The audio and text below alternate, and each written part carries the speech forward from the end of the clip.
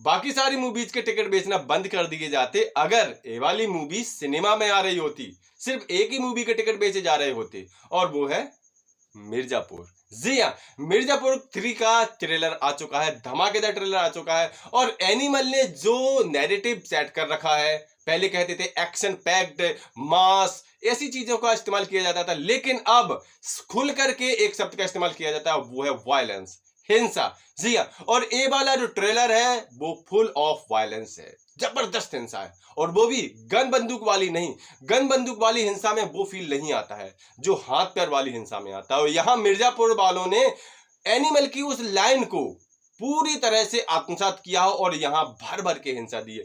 पूरा 2 minute 2.5 minute का जो ट्रेलर है वो हिंसा से भरपूर है। और इसके साथ साथ यहां पर मिर्जापुर सीजन 3 ने ये भी बता दिया है अपने इस 2.5 मिनट के ट्रेलर में कि सिर्फ हिंसा नहीं, यहाँ लस्ट भी बहुत जबरदस्त होने वाला है। जी हाँ, यहां पर एडल्ट कंटेंट की भी भरमार होने वाली है। 18+ वालों के लिए ये कंटेंट खूब अच्छा रहेगा, तो बच्चे इस कंटेंट को बिल्कुल मत देखें।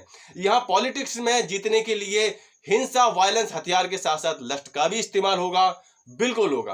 और यहाँ की एक और खास बात है कि इस बार एक फैमिली या एक शहर मिर्जापुर में नहीं है, बल्कि पूरे पूर्वांचल पर सेंटर्ड है। यानी कि कहानी का दायरा बढ़ा दिया गया है, तो कैरेक्टर्स भी बढ़ेंगे, इंसिडेंट्स भी बढ़ेंगे और साथ ही साथ मजा भी बढ़ेगा। मिर्जापुर को अगर हम ओटीटी का किंग कहें तो अब ये बात थोड़ी सी झूठी लगती है, थोड़ी सी छोटी लगती है, क्योंकि मिर्जापुर सिर्फ ओटीटी का किंग नहीं है बल्कि पूरे इंडियन सिनेमा का किंग बन चुका है। जी हाँ भाई, बॉलीवुड टॉलीवुड वालों को चाहे अच्छा लगे चाहे बुरा, ये बिल्कुल अकाट सत्य बन चुका है कि मिर्जापुर अब एक ब्रांड बन चुका है और इस समय पूरे इंडियन सिनेमा का किंग बन चुका है। ट्रेलर आते ही जिस तरह का लोगों ने रिएक्शन दिया है और अब 5 जुलाई का लोग वेट कर रहे हैं, उसको देख करके यही लग रहा है कि मिर्जापुर का अपना खुद का एक ब्रांड है। और अगर ये सिनेमा में आ रहा होता तो करोड़ों रुपए, 1000 करोड़ तो इसका आराम से कूट लिया जाता। तो अगर इस ट्रेलर की बात करें तो यहाँ पर कई सारे नए कैरेक्टर्स भी आए, लेकिन पुराने कैरेक्टर्स भी यहाँ पर अपने दमदार रोल में आ रहे हैं। राजनीति के यहाँ पर कुख्यात हमें रोल नजर आ रहे हैं, भले ही चाहे वो गुड्डू भैया हो जो यहाँ पर नए नए कांड करते नजर आ रहे हैं, और जिस तरह के वो कांड कर रहे हैं पूरे मिर्जापुर में घूम घूम कर छुट्टा साड़ की तरह। इसके साथ साथ पॉलिटिक्स के साथ जबरदस्त वायलेंस खुद ही कर रहे हैं, अपने गुर्गों से नहीं कर पा रहे हैं। उसके अलावा दुश्मन की बीवी, यानी बहुत सारी चीजों को एक साथ लेके चल रहे हैं। तो ऐसा लग रहा है कि ये अपना बलिदान खुद देने जा रहे हैं। लगता है कि ये वाला सीजन गुड्डू भैया का आखिरी सीजन होने वाला है। यहाँ पर मुन्ना भैया मिसिंग है, तो मैं फिर से बता दूं कि मुन्ना भैया का यहाँ पर रोल तो कुछ ना कुछ जरूर होगा। ऐसा हो ही नहीं सकता, जिस तरह की स्टोरी, जिस तरह के प्लॉट्स यहाँ पर चल रहे हैं, या तो मुन्ना भैया का कोई बैकग्राउंड सीन यहाँ पर डाला जाएगा, या फिर वाइल्ड कार्ड एंट्री हो सकती है, अचानक से प्रकट हो सकते हैं, सीधे गद्दी पर बैठ सकते हैं। हर किसी कैरेक्टर को चाहिए अपना बदला, चाहे वो त्यागी जी के बेटे हों या फिर लेडी मुन्ना भैया हों।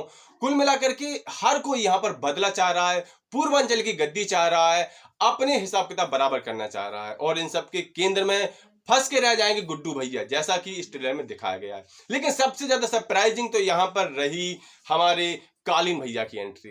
पूरे ट्रेलर की 2.5 मिनट का पूरा फोकस वो अपने 2-3 सेकंड में ही ले उड़े हैं। जिस तरह का उन्होंने डायलॉग दिया है कि ये गद्दी बाऊजी और मैंने मिलकर के बनाई है, और अब वो होगा जो पूरे पूर्वांचल के इतिहास में आज तक किसी ने नहीं किया। तो यहाँ पर किसी ने नहीं किया को लेकर के आप ये मत समझना कि कालीन भैया भी यहाँ जबरदस्त वायलेंस करने वाले हैं। नहीं, हमने 2 सीजन देख लिए और दोनों सीजन का हमने देखा है, स्पेशली पहले सीजन में, कि कालीन भैया ब्रूटल हिंसा में विश्वास नहीं रखते हैं, बल्कि वो माइंड गेम में विश्वास रखते हैं। यहां पर वो उसी तरह का माइंड गेम खेलने वाले हैं।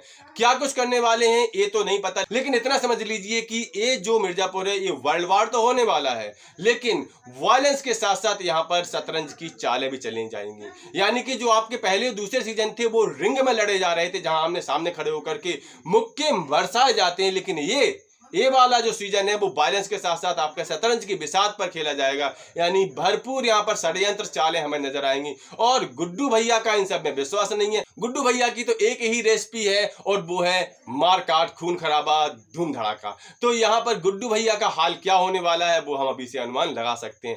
वैसे भी यहाँ पर कई सारी चतुर बिल्लियां भी हैं, और जिस तरह से पॉलिटिक्स में उनका इस्तेमाल किया गया है वो निश्चित तौर पर रियल लाइफ की कुछ लेडी कैरेक्टर्स कुछ लेडी पॉलिटिशियंस की भी याद दिलाती हैं। कुल मिलाकर के यहाँ पर लेडी कैरेक्टर्स को भी कम नहीं बताया गया, बल्कि उनको भी शतरंज का एक माहिर खिलाड़ी दिखाया गया है।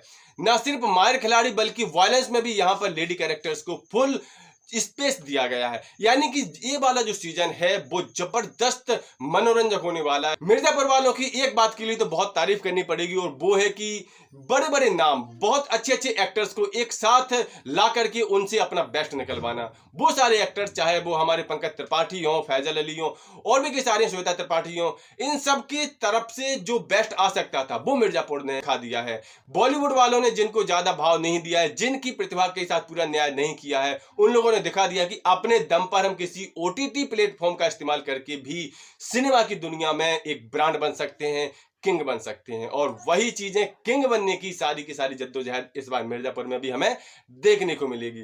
कुल मिलाकर के अगर आपने ट्रेलर देखा है तो आपको कैसा लगा है? 5 जुलाई का आप किस तरीके से वेट करना चाहते हैं और किस तरीके से इस थर्ड सीजन को आप देख रहे हैं? कमेंट करके अपनी राय जरूर दें। मिलते हैं किसी नेक्स्ट वीडियो में, तब तक के लिए नमस्कार।